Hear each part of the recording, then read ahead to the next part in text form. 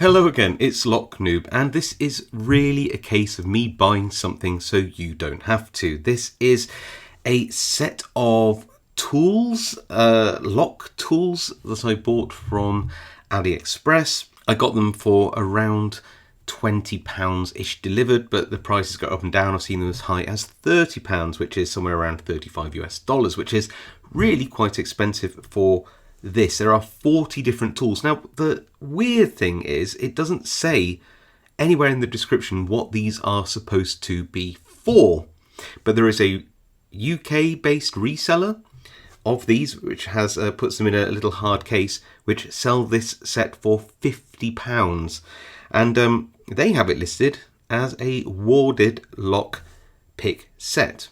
Bit of a recap: a warded lock doesn't rely on pins. There is a small retractable latch at the end of the lock which allows the shackle to come out, and you manipulate that latch by putting a key in which has cutouts on it to slip between these little metal wards here. So put the key in, give it a turn, and it opens. Here is a very similar key from a different lock. Watch how when I put that in, the wards do their job and stop it from turning. So you can see that they are not aligned. The real key, it is aligned. That's really the whole security feature of a warded lock. And you can see warded lock keys vary, but they are a variation on a similar theme, would you say? Now, a typical cheap warded lock pick set can cost under $5, somewhere around £3 to £4 if you know where you're looking. These are just made in China, but they're nice and thick like this, and they work surprisingly well. Let's just grab a couple of these locks and see if I can't open them up. Might need to get the pick in the right way, but yeah, there's one. Let's do this one. There's another one. There's another one. I'm only using this as well. And here, can we get this last one? I'll just do this one. There we go, got that one too. So these can be very effective, but this comes with 40 different, well, warded lock picks, I guess you could say. Now, when I look at some of the keys and look at some of these warded lock picks, I'm struggling to see ones which might work. So this might work, for example. If we look here, this looks like the tip of the key. This is, again, a Chinese-made key. This is a Chinese-made tool. So I'm looking at this thinking that bit there would slip through the warding. This would drive the tip. So maybe we could give that a go. So this is the warded lock that this tool should work in. If I've got the right one, put that in. And I'm struggling to get it to quite turn in there. Oh, I did get it in the end. And we have got a small deformation in the tool, a little bend. And I'm thinking why that is. And if I look here, it's because that end is actually quite long, and maybe a little bit too long to allow the tool to trip the latch, because it's digging into the top plate. So it's basically what I'm saying is the tip's too long, and it's going to be really hard to sort of get in there and see what's happening, because it's very thin metal as well. As I'm doing it, look at the bend it's getting in there to be able to pull this latch back, because it's just so thin, the metal. You're having to exert quite a lot of force on it to pull back even such a small latch. Compare that to one of the cheaper tools. Goes in, grabs it, and because it's so thick, it just goes in, and you can grab it and put a lot of pressure on, and it doesn't deform or bend in any way. There are a whole bunch of different size tools here. So you have, these are all the short lengths. These are about 4 centimeters or so in length. Then you have a sort of an intermediate, medium size ones, which are a bit longer.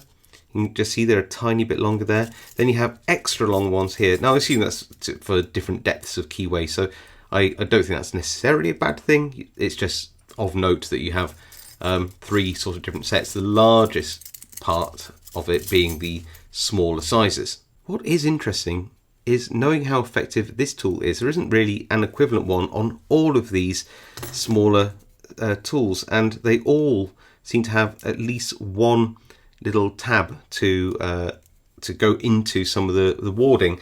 I'm just not sure that that's required. Let me try and find one which could work with, I know, say for example, this master lock. So you go through and you would try and find which fits. So I'd have to find one with a similar tipped end with a little bit of, I don't know, bitting there, I guess, that is cut out in a way which won't interfere with the cutouts on the key like that, where the warding would be. So this should work on this master lock, I believe. I get that to work. There, it does work. So that one does work, but it would work better if we didn't have to worry about this little nub in there. And because it works on that, it likely could work on some of these other ones as well, these other cheaper ones, as it goes down. There we go.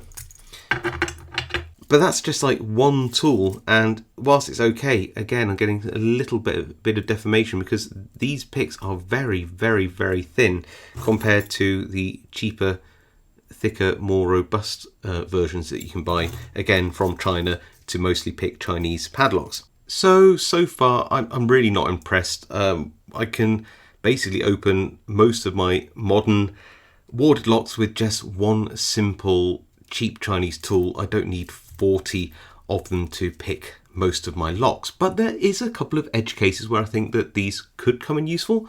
So number one, maybe I don't have the original key. So this is actually a vintage Squire 28, and here is its rather nice key, and it's quite a firm action on it, but there's the key. Now it could be that what you can do is you could maybe take a couple of these and you could probe for where the warding is. So if these keys pass through as you turn them, so if you push them to the bottom and I turn it, then I know there's no warding in that position. And then put this one in and put this one in and push it all the way down to the bottom. Got to get that aligned and turn it. I can see that there is no warding at that position. So it could be what I could do is I could essentially use these to develop a picture of what the warding looks like inside.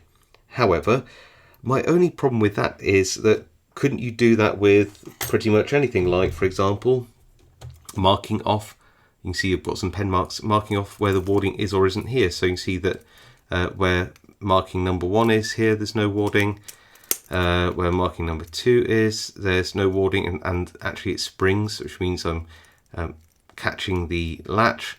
3 is no warding, and there's no warding all the way to that position. So you could basically mark off on a key just like this where the warding is or isn't, and then cut a key for this. Then I thought, okay, well maybe you could use something like this to just open up one of these locks, because if you feel for where the warding is, maybe you could put one of these in and just try to open it up.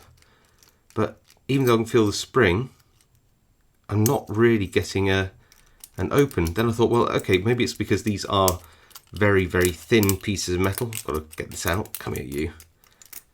And it is, you can just see I'm getting a bit of a kink here.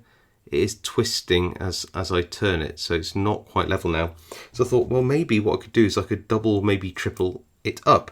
Why? Well, maybe I could find out a set of these. You can see how it won't lie flat now. You can see how twisted this is. I'll twist it back.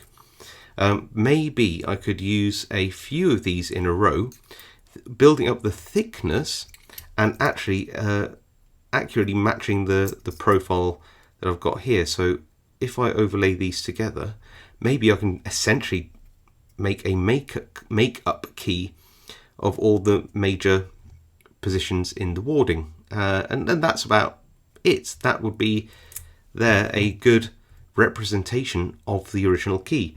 Now it does take a while to get these in, but you can actually get all 3 of these in at the same time. So let's pop that down, let's pop this down, 2 and 3,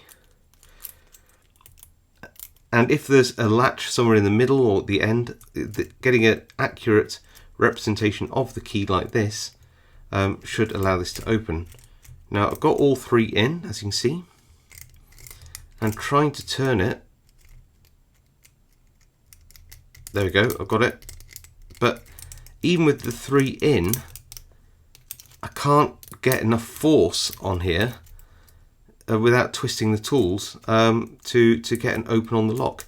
And I don't know why, because essentially what I've done is I've made up the actual key itself using 3 bits of the tool.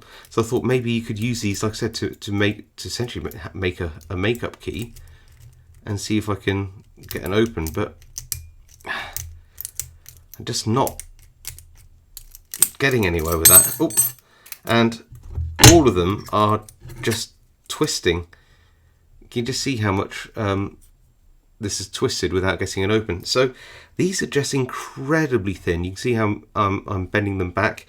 I don't know. I mean, you could. I think the best use of these could be the odd, really, really rare antique padlock, warded padlock, where one of these or a combination of 2 of them may fit into the lock and open where a latch might be in the center of the lock, or there might be 2 places where a latch or a couple of levers need to be opened. I mean, that is feasible, right? You know, I'm dealing with more modern locks. Maybe there are lots of vintage locks out there. This is a Chinese set as well. Maybe there's lots of Chinese warded locks I just have never even seen before in my life, because I don't live in China. So it could be there are some antique locks, or maybe some specifically Chinese locks that these warded lock keys would just work brilliantly in. You certainly can use them to feel your way through and see where the warding is or isn't in a lock. You know, you can definitely use these to go in, and you know, you put one into the bottom, you turn it. If it bashes up against the warding, you know there's warding in that position, so you might get another one, like I said, and you pop that in, and you put that to the bottom and you turn it, and if it turns and you know there's no warding in that position, you might be able to wiggle it back and forth and see where the warding is, which means if you had a blank key, then you could cut the key in relation to where you felt the warding is. But that just seems like a really long way round when, like as I showed you earlier, you can just use one pick essentially to open up the locks. These are just a little bit too weak to open up most locks. You can see that they're all twisted. A lot of these latches on these warded locks, especially the older vintage ones, which may be a little bit corroded on the inside, need a little bit more force. And quite honestly, for the very most part, as I said, just using a cheap set of Chinese warded lock picks like these just seems to work for the most part. There are some locks that these won't open, that maybe you might find a combination in here, but I think if you're a hobby picker based in the UK, I just can't see why you'd buy this. I really can't. You have 40 tools, most of which will be useless to you. If you needed to cut a key blank for a warded lock, and you had a key blank to cut that fit, maybe just a thin piece of metal, then there are simpler ways to gauge where the warding is in these locks without having to invest in a 40-piece set of flimsy metal tools. As you saw, I think there is a viable edge case to make a makeup key of sorts, by seeing where the warding is or isn't, because you don't always know where the latch is in some of the older warded locks. So you could basically make yourself up a key which somehow matches the bitting of what you were trying to pick. So there are possible edge cases for this, but this isn't most pickers or most hobbyists, and I'll be frank, most locksmiths I know in the UK either. So yeah, this is I don't know who would want this, who would find this useful. Maybe I've missed something. If I have, I'm always willing to learn, so do drop me some notes in the comments. But as far as I can tell, this is basically useless for most applications in terms of modern, at the very least, warded locks here in the UK. And if you're going to buy any warded lock picks, just get a cheap set like this, from also Chinese. You can pick them up for a few quid, and whilst this might not get you into every single padlock, I think for the price, as a hobbyist, just get some of these. Anyway, I hope you find that interesting. This is a very weird set. I actually do regret spending £20 on this.